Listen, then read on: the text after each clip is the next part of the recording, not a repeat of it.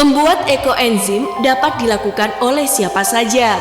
Caranya sangat mudah dengan tahapan sederhana. Rumus yang digunakan adalah 1:3:10 dengan penerapan gula 1 bagian, sisa buah dan sayuran segar 3 bagian, dan air 10 bagian. Bahan-bahan tersebut difermentasi dalam sebuah wadah selama 3 bulan untuk di wilayah tropis dan 6 bulan untuk di wilayah subtropis. Wadah yang digunakan untuk menjalankan fermentasi sebaiknya berbahan plastik, memiliki tutup bermulut lebar dan rapat atau kedap. Sedangkan untuk ukuran besar kecilnya menyesuaikan ketersediaan. Pastikan wadah dalam kondisi bersih dari sisa sabun maupun bahan kimia. Setelah wadah dan bahan organik siap, langkah selanjutnya adalah menuangkan air bersih ke dalamnya sebanyak 60% dari kapasitas yang tersedia.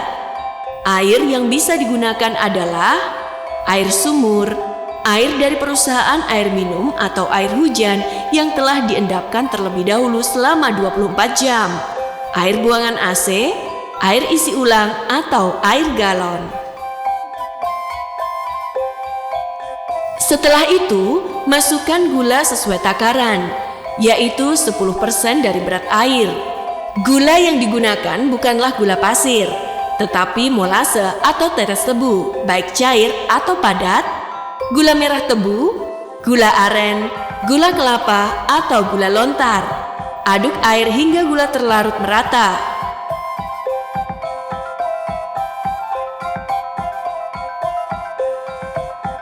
Kemudian, masukkan potongan sisa buah dan sayuran sebanyak 30% dari berat air. Sisa buah dan sayuran ini kondisinya masih segar, artinya belum dimasak, tidak busuk, berulat atau berjamur, tidak bergetah, tidak berminyak, dan tidak kering atau keras. Semakin banyak jenis sisa buah dan sayuran yang digunakan, maka akan semakin kaya pula kandungan enzimnya. Setelah semua bahan pembuatan ekoenzim dituangkan menjadi satu dalam wadah, kemudian dilakukan pengadukan kembali hingga merata.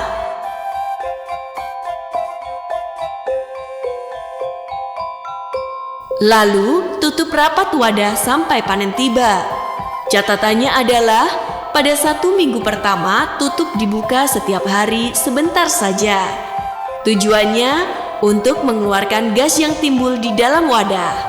Setelahnya, wadah tidak perlu dibuka tutup lagi hingga waktunya panen. Jangan lupa berikan label tanggal pembuatan dan tanggal panen.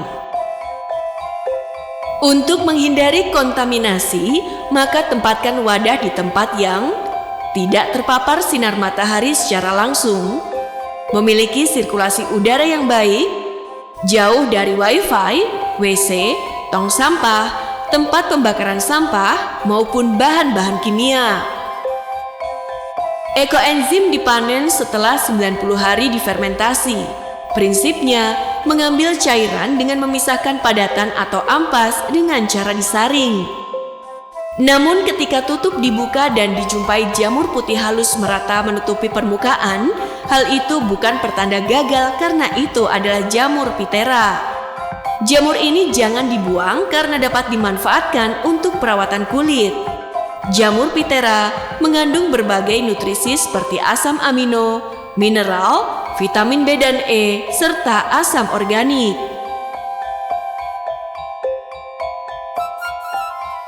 Setelah sebagian jamur Phthira diambil, langkah selanjutnya dilakukan penyaringan untuk memisahkan padatan dengan cairan ekoenzim.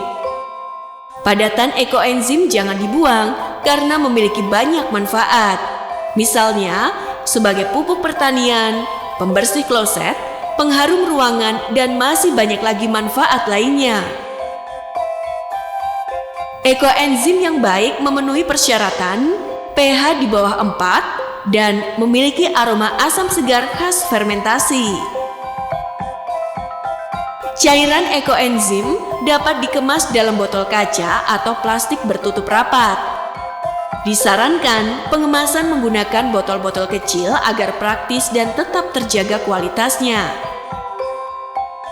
Ekoenzim sebaiknya disimpan di tempat bersuhu ruang dan jangan disimpan dalam lemari pendingin. Larutan hasil fermentasi ini tidak memiliki masa kedaluarsa selama disimpan di tempat yang baik dan benar. Ekoenzim murni berikut padatannya masih dapat dikembangkan menjadi berbagai macam produk turunan dengan aneka kemanfaatan.